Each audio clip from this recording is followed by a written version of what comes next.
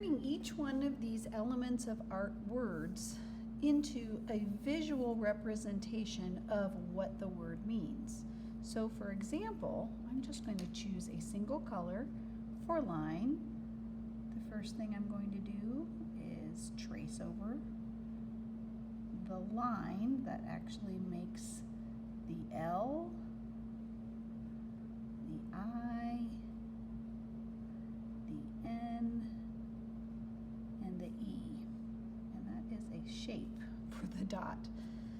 All right, so to make this show a little bit more of what line is, I'm going to add other lines around my word line. So some of them will be really close and scalloped and curved, others will be wavy, and some will be dashed.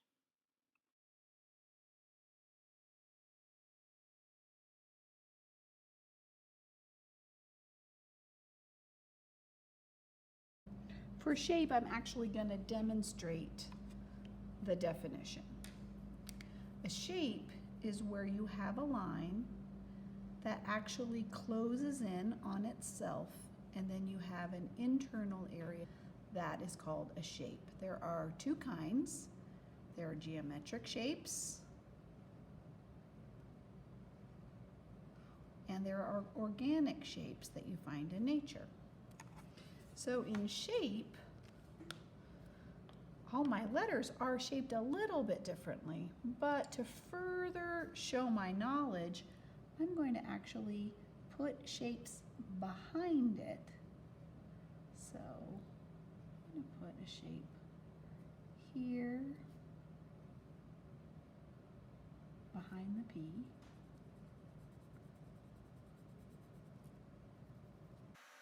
And with warp speed, I am going to complete the rest of my visual demonstration of the word shape.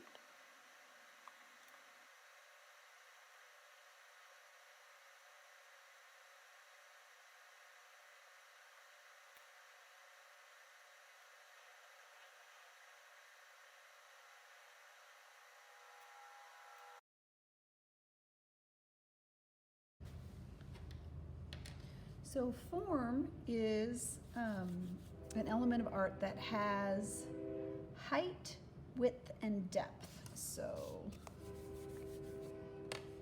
like in this letter, it has height, it has width,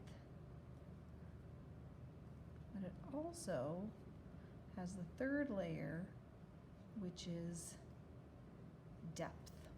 Okay, so that is why the word form looks 3D, because there are 3 dimensions: height, width, and depth.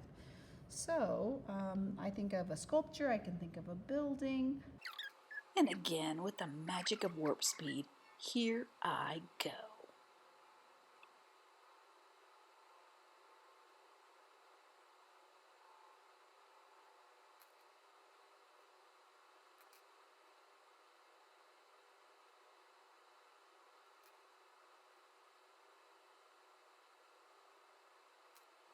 By adding windows, doors, a couple trees, a sidewalk, and some grass, I have a building. So have we learned that space has a couple different meanings? So I think one of the ones that is easier to understand is the concept of negative space and positive space. So space is the area in which art is organized. So I'm going to create a frame, like this is my artwork. Okay, so here's my frame.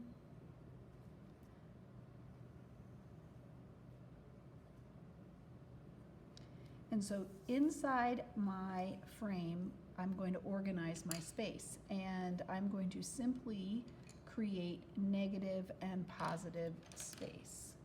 So my letters are going to be my positive space, and the white space around them I'm going to leave as my negative space.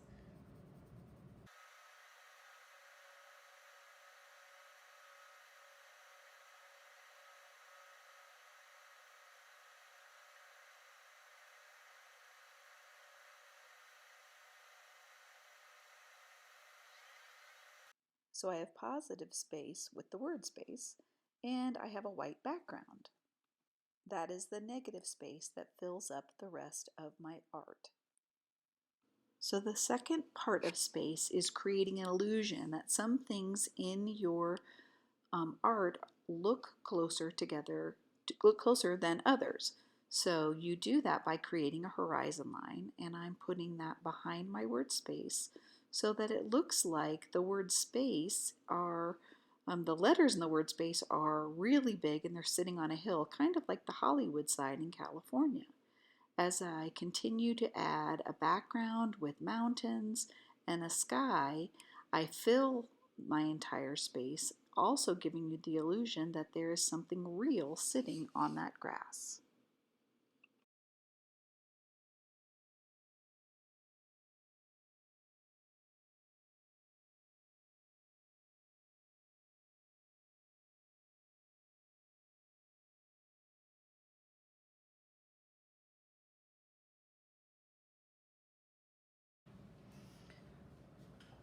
For color, I could do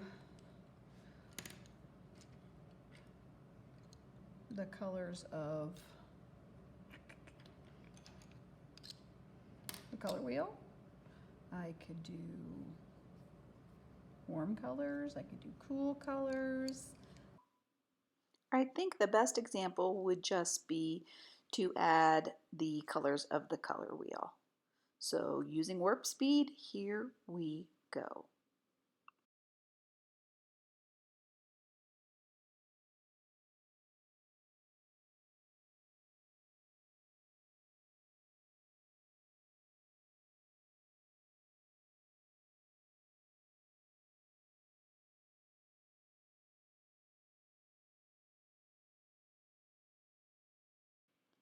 Value in art describes the lightness or the darkness of a color or an object. So most of the time you see it done in black and white. What I'm going to do is layer black as really dark on the first letter, a little bit lighter, but I'm also going to add purple on top of it.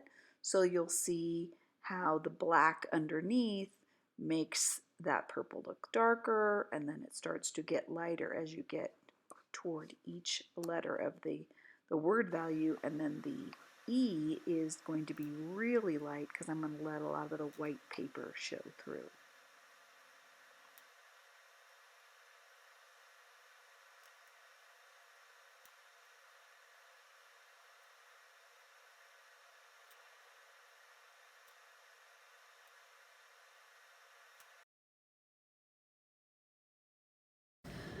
And finally we have texture. So just gonna make this look like it's kind of hairy.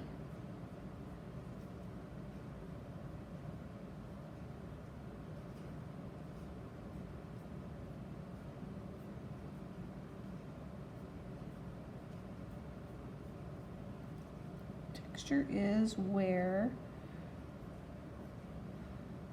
either the art feels like something, like you can actually touch it and feel it, or it is implied, meaning it looks like there's a texture.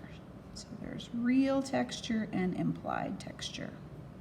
So what I'm creating here is implied texture. I'm using these short curved lines to look like kind of like a tarantula's legs that have little bitty hairs on them.